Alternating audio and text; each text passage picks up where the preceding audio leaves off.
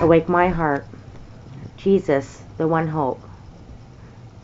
Jairus fell at his feet and besought him greatly, saying, My little daughter lieth at the point of death. Mark 5:22-23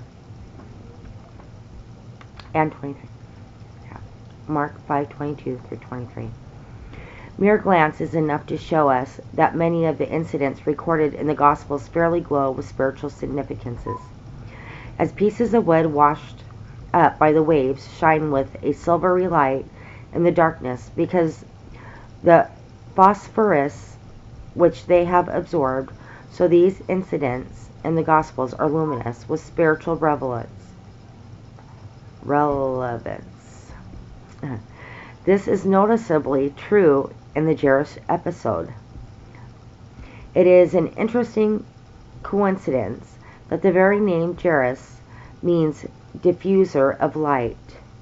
Certainly the paragraph in which he figures coruscates with illuminating applicability.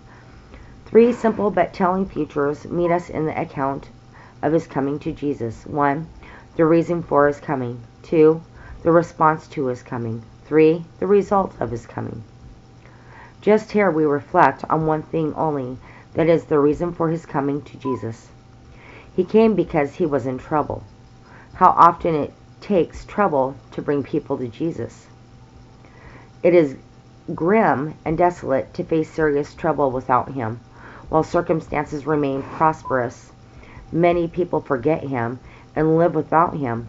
For that reason, just as an eagle steers up the nest and turns her young ones out into mid-air, compelling them to use their wings, so God allows many a human heart to be disturbed by troubles in order to beget an urgent sense of need for the Savior. When we are in real deep trouble, the world fails us. As Ella Wheeler Wilcox says, laugh and the world laughs with you. Weep and you weep alone. For the sad old earth must borrow its mirth. It has trouble enough of its own. But again Jairus came to Jesus because no other could help. My little daughter lieth at the point of death. That is the point to which we must all come. Our path in life are various, but eventually they all meet at that point. The point of death. It is a point concealed from mortal sight, but sooner or later each of us is there, sometimes sooner, like Jairus' little girl, sometimes later amid weight of years. We never know. In one sense, we are always at that point. A slip on the curb, a traffic accident, a whiff of impure air, an unsuspected growth, and almost before we realize it, we are at the point of death. Jairus knew that doctors were now no use, nor could his religion answer, even though he himself was a ruler of the synagogue. Jesus was the one hope, and to Jesus he came with urgent entreaty. Once more Jairus came to Jesus because he believed in the power and willingness of Jesus.